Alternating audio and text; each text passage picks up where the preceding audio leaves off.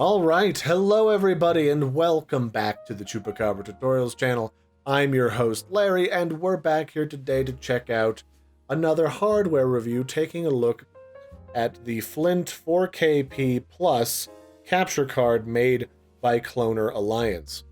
And so this is what I've been kind of messing around with off and on throughout the holidays, testing it on both consoles, a camera, which is actually what's recording this right now, which is why this is currently plugged in, and also my standalone camera, which kind of works. The trouble with plugging any of these into an actual camera at home is that you oftentimes get the interface, which would normally be, you know, up here, down here, little buttons and everything. But the newer camcorders thankfully don't do that, just my older Canon DSLR. And so far, having messed around with this, of all of the plug-and-play ready capture cards that I've used, this has probably been the least of a hassle that I've ever had, just plugging it in, getting it running in either OBS or its proprietary software, and then just going from there. So we're going to take a look at all of the different things that this can capture here today and how well it performs. So I suppose the next thing we should do is take a look at what this looks like when you record footage from other devices and actually put it onto here. Because what I did use this for was I previewed recording footage on my PS4 and also on the Nintendo Switch, and I did do a little bit of testing to see if you could actually record from one computer to another. And the answer is it works pretty much across the board very nicely with whatever type of HDMI signal that you plug into it. It handled PS4. I tested it on the Nintendo Switch, although because the Nintendo Switch is technically a portable, there was a small black border around the edge. And then I also tested it, as you could see from this video, I used it on my camcorder and it recorded beautiful full HD HDMI footage directly live out of my camcorder that I'm looking at right now. So taking a look at over here, we're checking out Infamous Second Son on the PS4. You can see in this video that I took both of the actual footage and off my camcorder, this did a nice job of actually like capturing the game. So you can see here with very little delay between it and my laptop. There's a slight teeny tiny like little delay at certain points, but it's not enough that you would notice a weird delay between your commentary and what's going on in the video. And the audio is certainly not delayed at all. And it captures it really nice, full color quality. This device actually supports a couple of different color space standards so that you're not going to miss out on having that full range of color coming out of either your computer or coming out of your console. And then it handled both, like I said, the PS4 did beautiful quality, almost no delay. And then I also plugged it in to mess around with some Breath of the Wild on the Nintendo Switch. And outside of a little border, which you can usually through most editors or broadcasting software easily crop that out. Besides that, it managed to capture it with full quality, you know, full 1080p that's going to the TV, and then at 60 FPS, which was actually kind of nice. All right, so over here in my other monitor screen, you have the primary software that they provide you in order to stream and record right out of the box, because they are assuming that you may not actually have access to programs like OBS yet, or you might not be super familiar.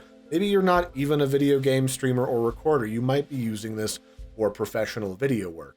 So the whole idea here is with this HDMI Cloner Pro helper, they actually let you both live stream and record right directly from this window.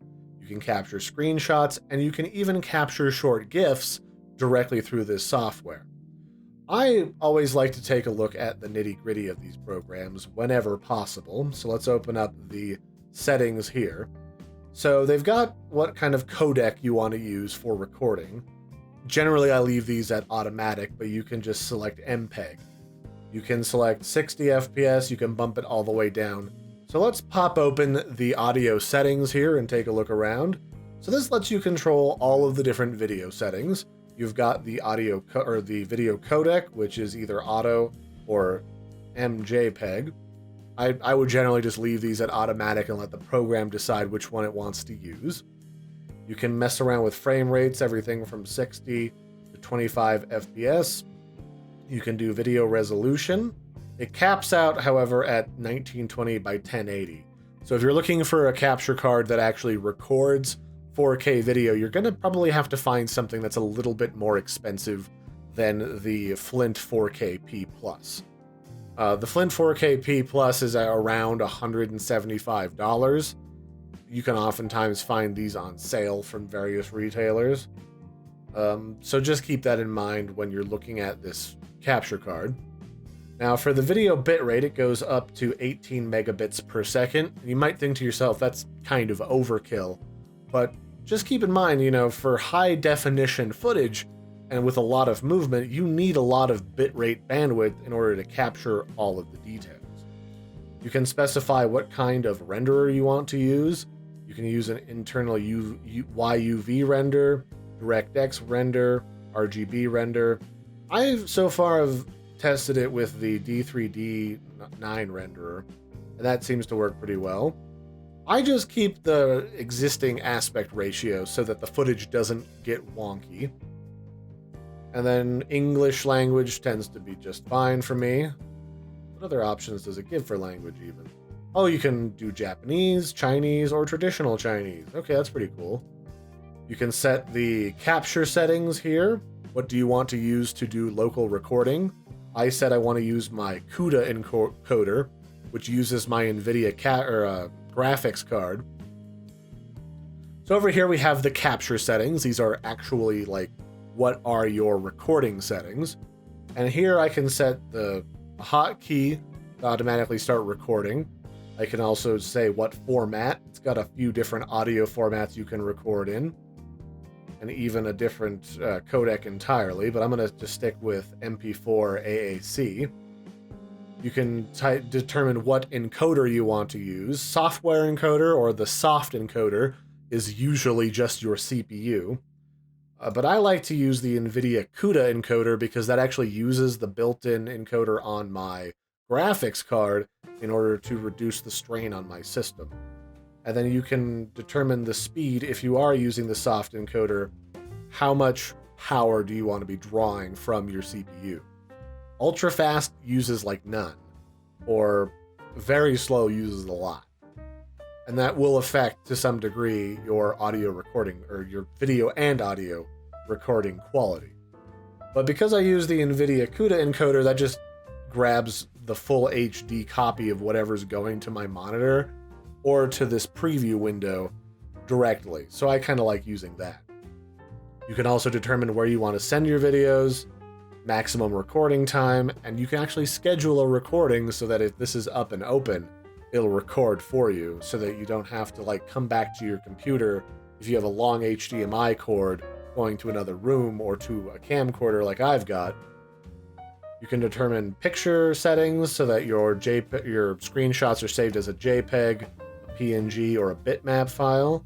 You can make a hotkey. You can also determine how big those are. Now, this is the GIF capture, so that's specifically for GIFs. You can set up the video broadcast share. This is where you'd actually broadcast to another person, and then they would put your footage into their stream and then put that onto like Twitch.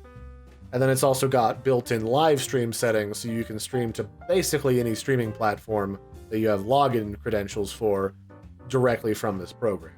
Unfortunately, it doesn't directly link up with Twitch, YouTube, or Hitbox, so you might need to mess around with that yourself. So that's actually a pretty decent program if you want to just do some quick nitty-gritty recording at home. It's not the best on the market, but it comes with the capture card and it does a pretty good job.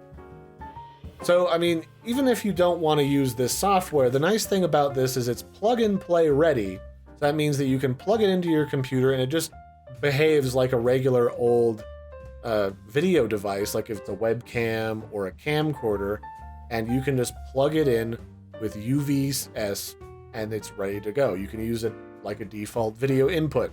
You don't actually even need any proprietary software at all, whereas some other ones that have a slight delay, those you might actually need to use with the proprietary software so that your audio syncs up really nice. But I don't have that problem with this one so far. Now, this does come with another program that's kind of nifty. This is what allows you to do some basic editing and converting. It comes with the MP4 Cloner program, which allows you to do some basic trimming, combining, converting, and burning to DVD of whatever footage that you have created. I use a full-fledged editor, so I don't really need this, but it's kind of cool that they include some of these tools with this piece of equipment, and they don't just throw you to the wolves with whatever you've purchased.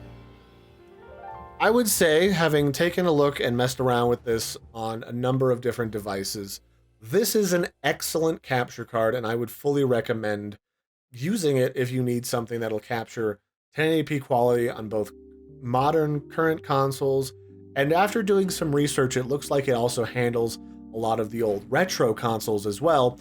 I would say the Flint 4KP Plus is an excellent card. Now, like I was saying before, it's only going to capture that 1080p and pass through. That's what that P stands for, I would imagine.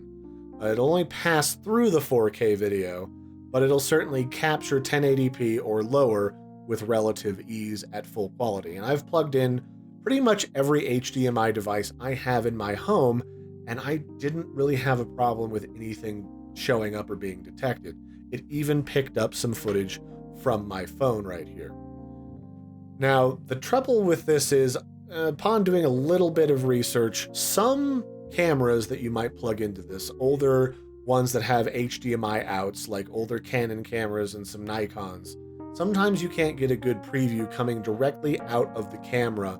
But most of the newer ones are having absolutely no issue here because, again, this is a plug-and-play ready capture card, and it should be ready to rock for you to test out yourself. So, yeah, I've got a little link that I'll put in the video description that you can check out on Amazon for the Flint 4KP Plus from Cloner Alliance.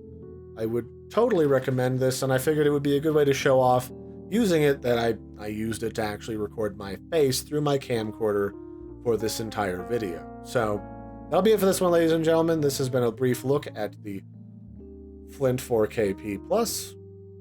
It's a nice little piece. It's actually made entirely of metal on the outside too. Like, this looks like it's plastic, but that is 100% made of metal. And it looks like this is a successor to the original Flint 4KP, which was more plasticky and had like a wobbly round look to it. So if you're looking for this yourself, you want the one that's got like this metal edge to it, and then it's got all the metal and all that jazz. So that'll be it for this one, ladies and gentlemen. I hope you've enjoyed a brief look at this particular device. I will catch you next time. Don't forget to like and subscribe. We've got more audio reviews, tech reviews, software tutorials, and all that coming at you. And I'll catch you next time. Bye, everybody, and have a good one.